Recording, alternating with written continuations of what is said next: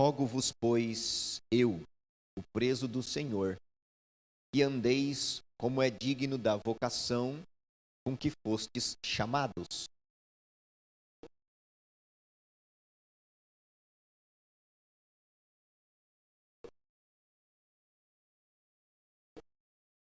Procurando guardar a unidade do Espírito pelo vínculo da paz.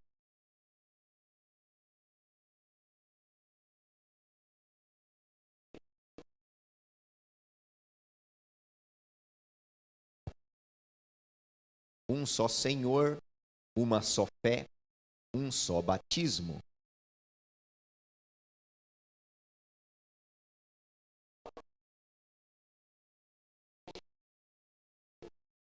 Mas a graça foi dada a cada um de nós, segundo a medida do dom de Cristo.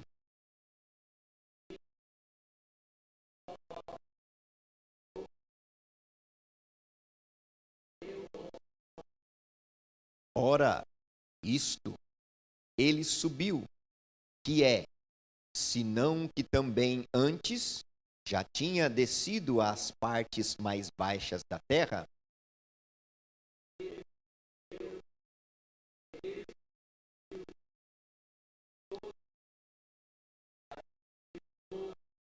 Glória a Deus. E ele mesmo deu uns para apóstolos, outros para profetas, e outros para evangelistas, e outros para pastores e doutores.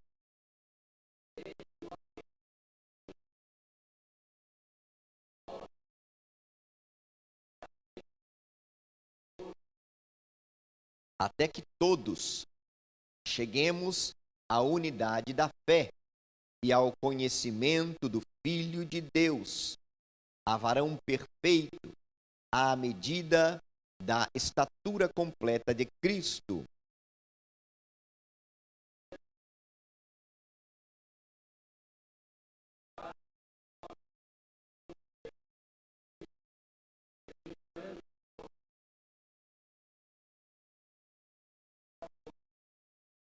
Antes, seguindo a verdade em amor, cresçamos em tudo naquele que é o cabeça, Cristo.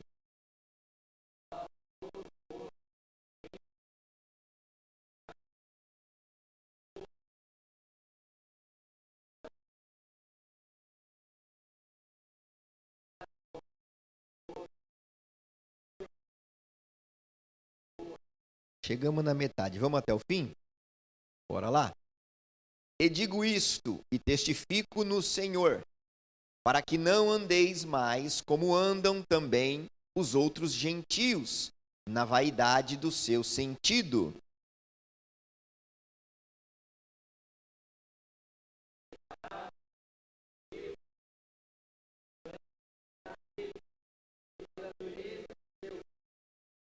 Os quais, havendo perdido, Deus abençoe a sua fé de poder estar aqui para juntos nós aprendermos um pouco mais da palavra do Senhor. O verso de número 2 vai dizer que nós devemos suportar uns aos outros. E para que isso seja possível, existem algumas necessidades. E a primeira delas que ele diz aqui é que nós devemos ser completamente humildes, agir com mansidão e ter paciência. Coisa fácil, coisa simples. É ou não é verdade? É muito simples. Ser paciente, ser amável e ser humilde. Mas uma coisa que nós devemos nos apegar é que o verso 3 diz que façam todo o esforço para conservar a unidade do Espírito Santo pelo vínculo da paz. O que me traz esperança é que o meu esforço, ele não depende apenas de mim. Porque tudo aquilo que eu me esforço para fazer sendo o bem para o reino, há um ajudador, há alguém que coopera comigo. E esse alguém é o Espírito Santo de Deus.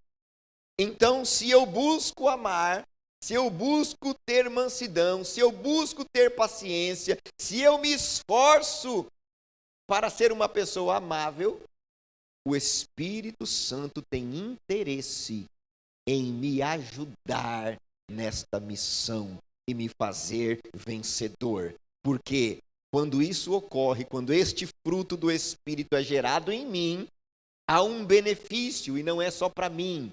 O benefício é da igreja e é o benefício do verso 3. Conserva-se a unidade do Espírito no vínculo da paz.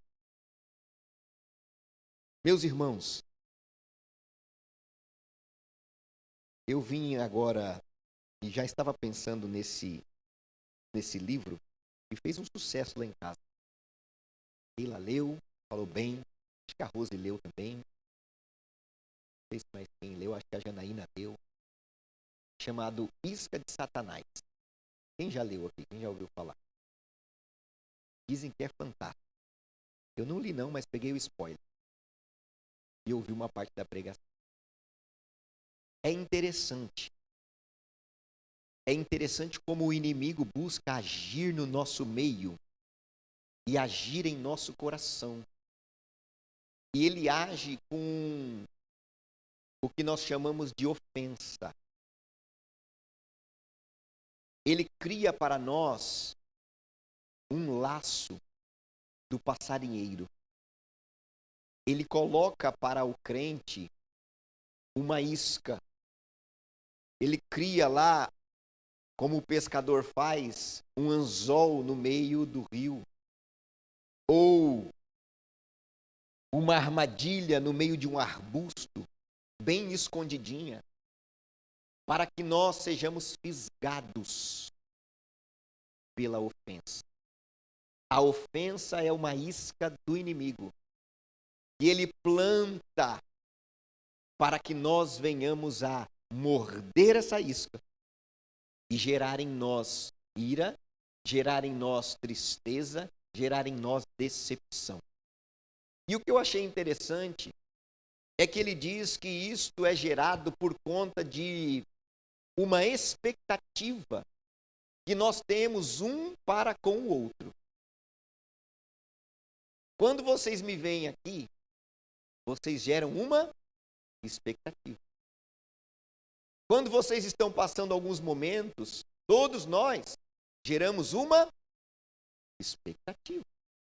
É natural eu olhar para a sede, para a minha empresa, para o meu superior, para o meu supervisor, para o meu lar, para a minha esposa, e gerar expectativa.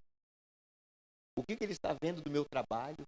O que ela está vendo referente a mim como esposo? O que minhas filhas enxergam como pai? O que a igreja enxerga como pastor? É normal e natural gerarmos expectativas. O mundo não nos entristece. Por quê? Porque do mundo eu só sei que vem coisa ruim.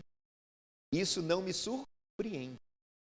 Mas quando eu estou aqui, eu espero de cada um de vocês, e vocês esperam de mim, o melhor. E quando isso não é correspondido, é a arma do inimigo para gerar no nosso coração uma ofensa. O pastor não fez isso. O meu líder não fez aquilo. O irmão que eu pensei que faria tal coisa não correspondeu. O meu nome não foi citado como eu imaginei que seria. Eu não fui reconhecido como imaginei que merecia. E nós estamos vivendo dias e dias em que esse veneno vem sendo proliferado dentro de nós. Porque, como ministrado na terça-feira passada, nós começamos a achar que somos alguma coisa, quando nós só somos servos uns dos outros, cooperadores do reino de Deus. E eu fiquei pensando, eu falei, misericórdia, Jesus. Quanta expectativa eu não dou conta de corresponder. E às vezes nós geramos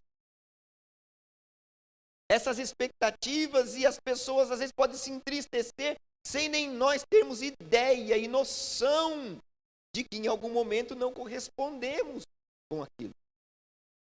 Você também.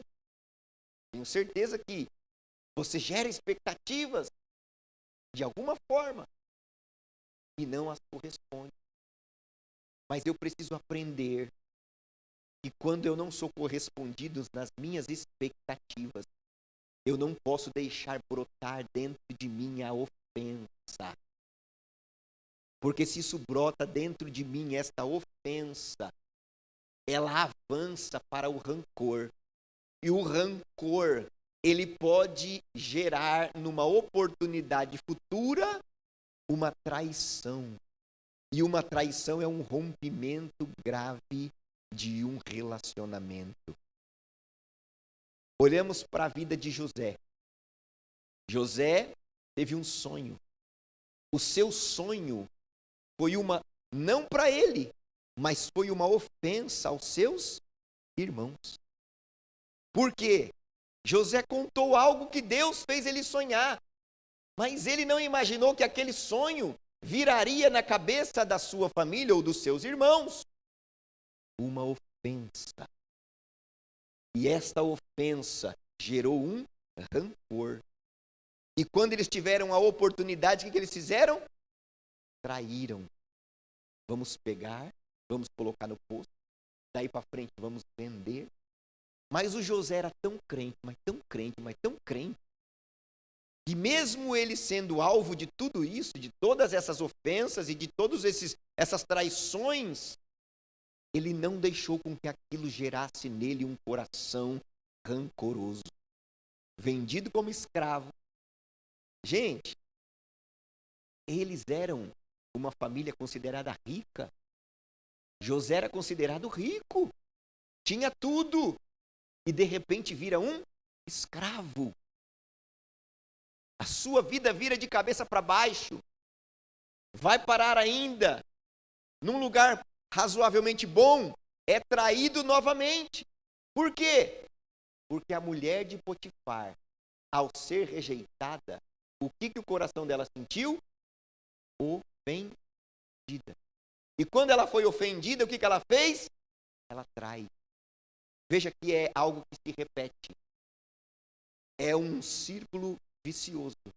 Por isso que nós não podemos dar brecha para que o nosso coração seja ofendido por qualquer coisa, e talvez por coisa nenhuma, que venha de outras pessoas.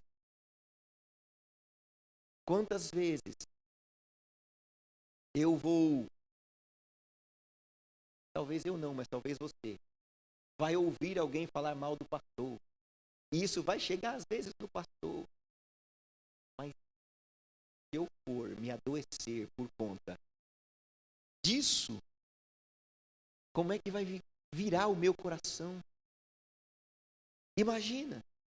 Aí nós vamos virar o quê? Rancorosos.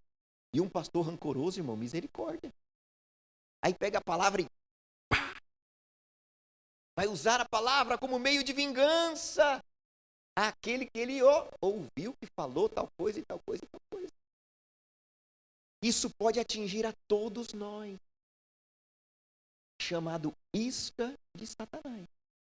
E ele vai proliferando, ele vai colocando, mas você não é peixe, você não é passarinho para ser pego no laço do inimigo. Investigue o seu coração, como Davi clamou ao Senhor, sonda o meu coração e vê se há em mim alguma raiz de amargura. Sonda, Senhor. Sondar é olhar além do que se pode ver com os olhos nus. Sonda, Senhor, o meu coração, porque às vezes eu mesmo vou olhar e não vou enxergar, mas o Senhor tem poder de sondar o mais profundo do meu ser e trazer à minha mente se alguma coisa contaminou a minha alma, para que eu me livre, para que eu me liberte deste sentimento. José avançou, foi para a prisão, revelou o sonho, e revelando o sonho, ainda assim se esqueceram dele, porque o copeiro que voltou para a sua posição não cumpriu o acordo com José. José falou: ó, você vai escapar dessa, mas lembra de mim, lembra que eu estou aqui injustamente. Mas ele só se lembrou lá na frente, depois de muito tempo. E quando José assume o reinado ali, o governo, seus irmãos aparecem. Mas o coração dele era blindado. Blindado do rancor. Blindado da vingança. Blindado. E o nosso coração, enquanto cristãos, precisa ser blindado. Por quê, pastor? Porque Jesus falou que nós temos que amar uns aos outros como Ele amou. E Jesus Cristo, Ele foi ofendido por mim. Ele abriu mão do seu direito por mim. Ele se humilhou por mim. Ele veio a este mundo por mim. E chegando aqui foi afrontado, foi humilhado, foi confrontado. Desce da cruz, Jesus. Se você é verdadeiramente o Filho de Deus, desce daí. Mas ele não abriu a sua boca. Eu não posso ser como Jesus por mim mesmo, mas eu posso me esforçar, e o Espírito Santo vai me ajudar, vai me auxiliar a enxergar as ciladas, as iscas do maligno que vem sobre nós, para que nós olhemos com um olhar espiritual e digamos: isso não vem de Deus. Em nome de Jesus, não vai brotar no meu coração, não vai se enraizar no meu coração. Em nome de Jesus, eu vou tirar essa erva daninha daqui, porque isso nada de bom vai gerar para a minha vida. Quando a gente se esforça, quando a gente tem esse comportamento, nós mantemos a unidade de quem? Do Espírito Santo no meio da igreja. Porque a Bíblia diz que se a gente tiver mágoa, tiver algo contra o nosso irmão, nem ofertar, nós podemos. Às vezes a gente não entende por que a gente faz as coisas para Deus e não dá certo. É porque às vezes a gente está fazendo, mas o nosso coração precisa ser tratado. Há alguma coisa nos impedindo que o nosso relacionamento com Deus não está fluindo. Ele diz assim, então, deixe a sua oferta, vá, resolve e depois retorne para poder entregar aquilo que você veio entregar ao Senhor. Nós, como igreja, temos uma responsabilidade.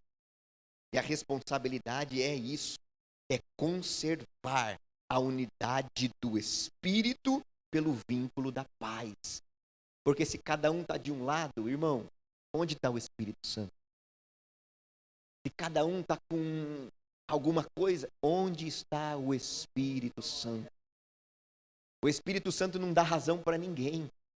Ele não dá razão para mim guardar, nem que eu tenha razão. Porque eu não tenho razão nem de estar aqui. Quem sou eu? O único que tem razão é o Espírito Santo. É Cristo. Esse é o único que tem razão. E ele, sendo Deus, abriu mão da sua razão para me salvar. Por que eu não vou poder abrir mão da minha razão para abençoar a vida da igreja e manter a igreja neste vínculo da paz? Irmãos, como é triste você chegar em um ambiente em que você precisa ter dedos, porque fulano não está assim com o ciclano, e aí você vai brincar com o fulano, mas o fulano não está com o bico virado com esse, e aí já É triste. E isso eu tenho certeza. O Espírito Santo de Deus não está. Não está. Pode cantar bonito, pode pregar bonito, mas se tiver problemas com o seu irmão, pode entregar oferta de louvor, oferta de recurso, oferta de palavra, oferta de oração. Nós não vamos alcançar a graça de Deus, o favor de Deus, a bênção de Deus sobre a nossa vida. Mas se a gente for humilde, a versão que eu tenho aqui diz assim: sejam completamente humildes. Mesmo que você esteja certo, resolve. Resolve. Mesmo que você, entre aspas, tenha alguma razão, abra mão e resolve, porque as tuas orações podem estar sendo impedidas. E, irmão, oração impedida é problema. Quando Deus não nos ouve, é problema. Oh, Espírito Santo de Deus. Por quê? Porque há um só corpo e um só Espírito. O Espírito Santo não se divide. Ele não tem a turma daqui e a turma dali. Se dividir, eu tenho certeza que o Espírito Santo, ele não vai estar lá nem cá. Ele vai estar acima. Ele vai estar esperando que haja essa unidade para que ele possa agir e habitar.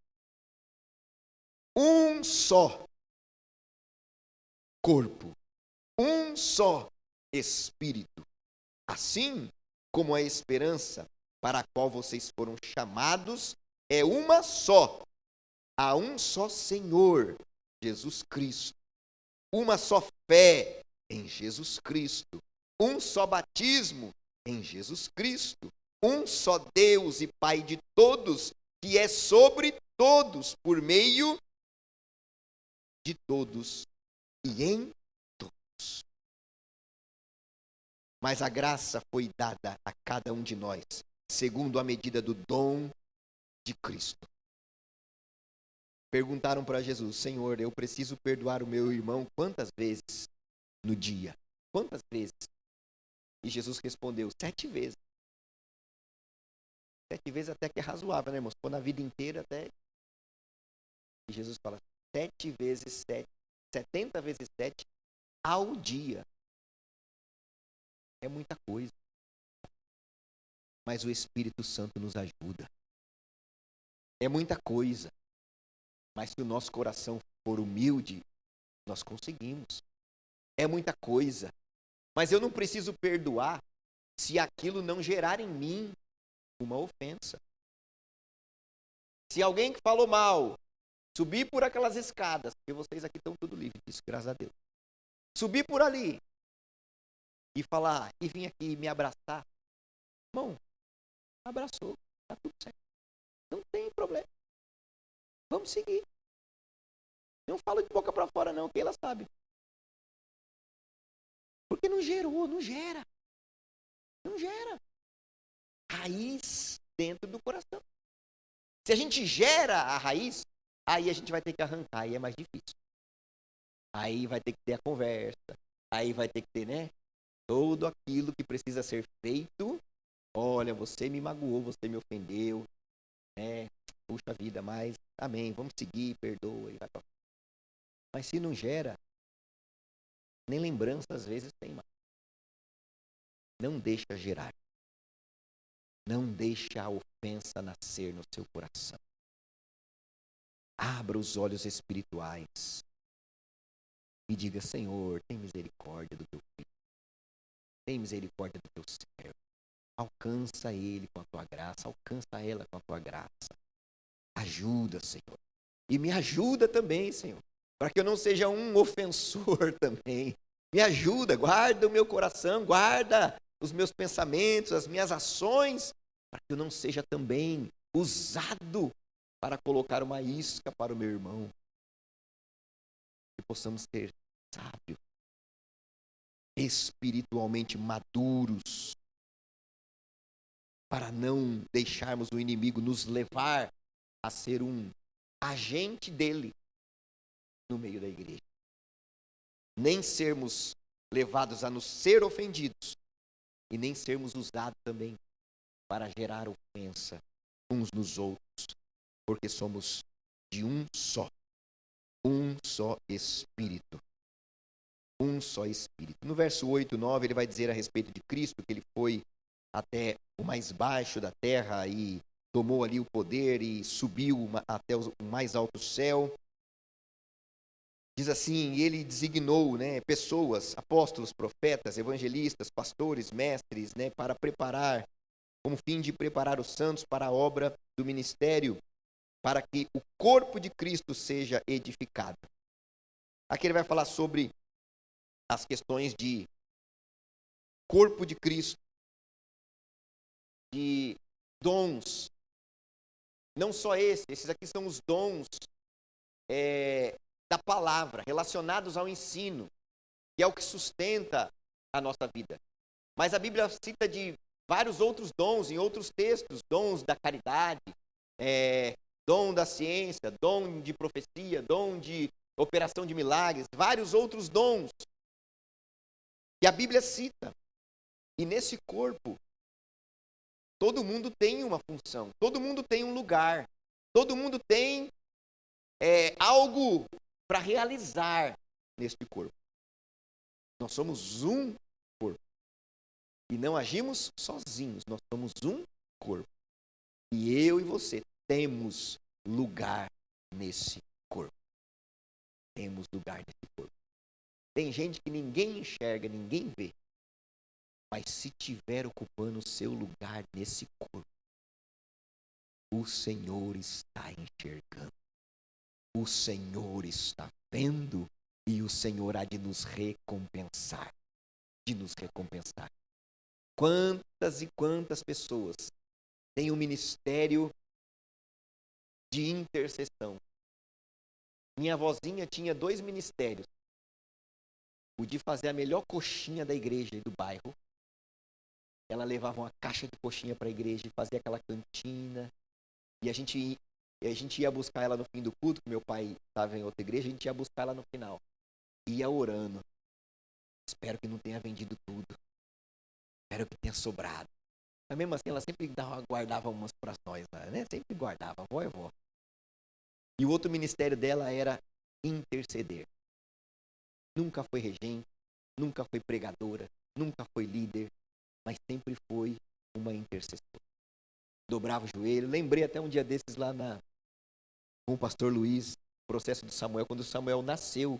Minha avó era membra da igreja pastoreada ou ele era do Jardim São Paulo. Eu sei que ele era do Jardim São Paulo, não sei se ele era o pastor na época, não lembro disso. Mas o Samuel nasceu e é um milagre. E toda noite, depois que o Samuel nasceu, minha avó orava e clamava a Deus e pedia: Jesus, visita o pastor Luiz, visita essa criança, visita esse menino. Intercessora. Ninguém vê, ninguém enxerga, mas Deus está vendo, Deus está contemplando.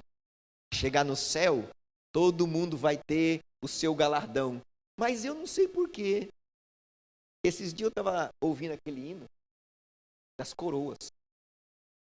Eu não sei porquê. Algo veio no meu coração. Que talvez, para não dizer que eu estou falando uma heresia, talvez, quando chegar no céu, todo mundo vai pegar o seu galardão, assim como pegaram as coroas, e vão entregar aos pés do Senhor.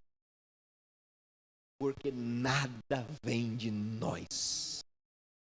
Eu fico pensando, porque senão a gente andaria no céu dizendo: eita galardão grande, outro, eita galardão pequeno, aí o irmão não trabalhou direito não.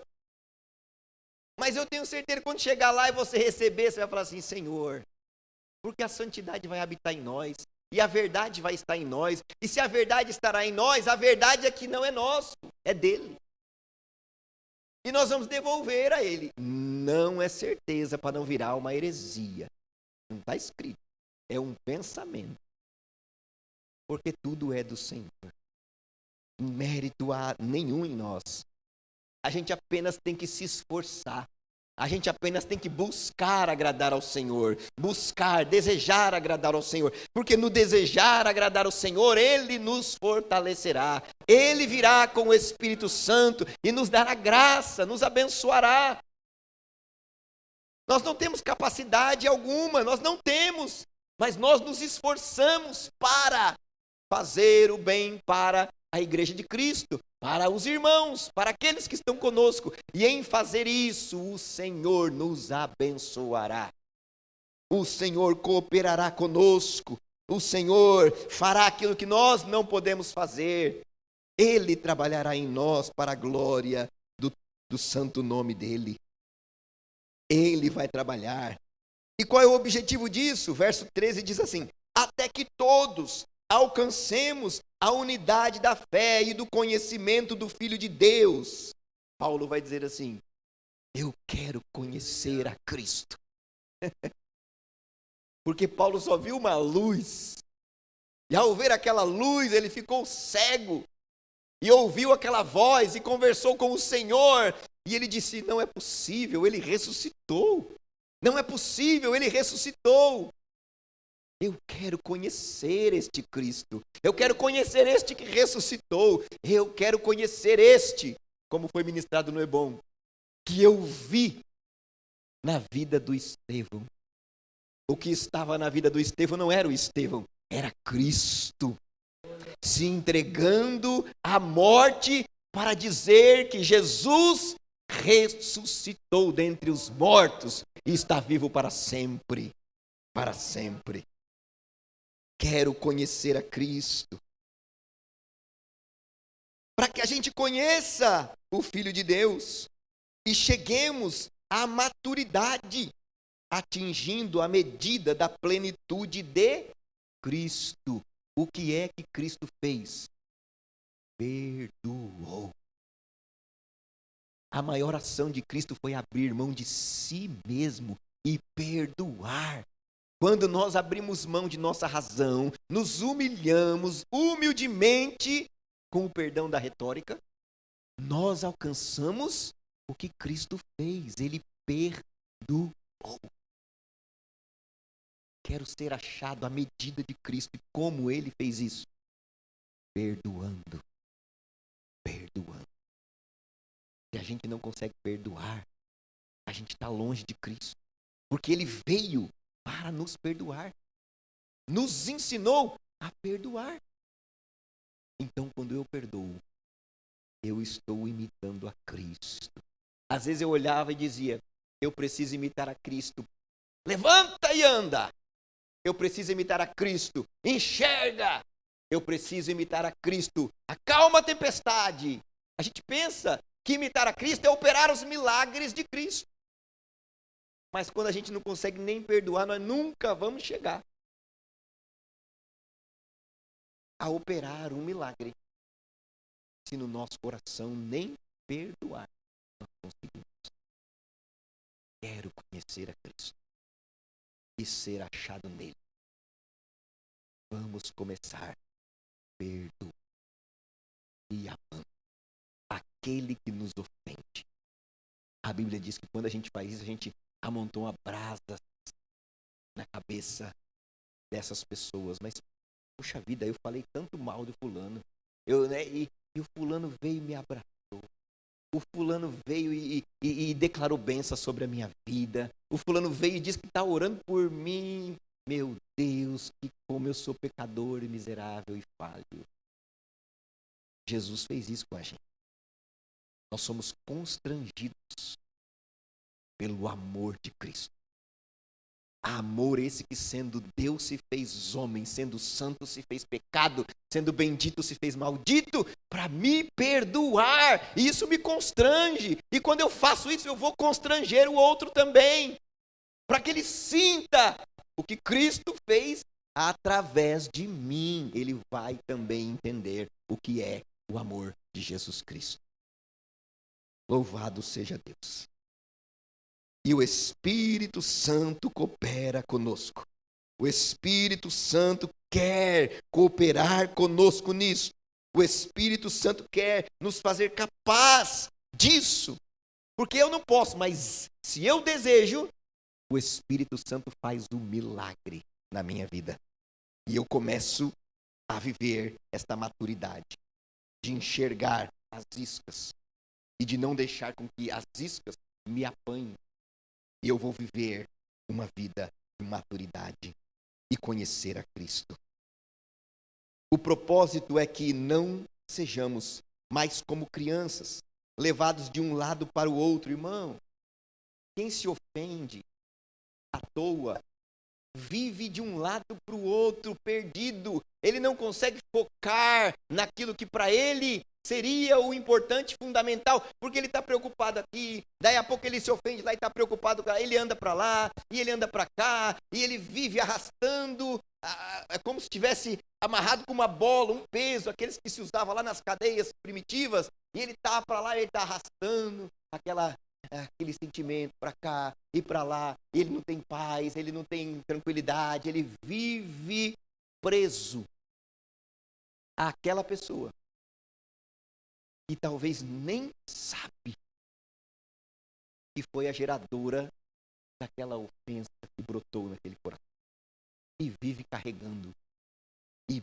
perde o foco da sua própria vida por conta de coisas que estão guardadas no seu coração. Mas o Espírito Santo ajuda-nos. O Espírito Santo limpa-nos. O Espírito Santo nos dá humildade para resolver os problemas.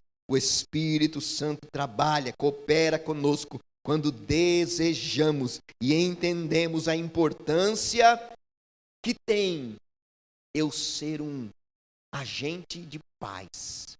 Bem-aventurados os pacificadores, porque eles serão chamados filhos de Deus. Porque Cristo veio trazer paz. E eu preciso ser como Cristo. Não é que eu vou operar os milagres que ele fez, embora ele possa. Mas é que eu preciso perdoar como ele perdoou. Para que a paz e o Espírito Santo habite, trabalhe, onde quer que eu esteja e no meio do povo de Deus e da igreja do Senhor Jesus. O propósito é que não sejamos crianças levados de um lado para o outro pelas ondas, nem jogados de lá para cá com todo o vento de doutrina e pela astúcia e esperteza de homens que induzem ao erro.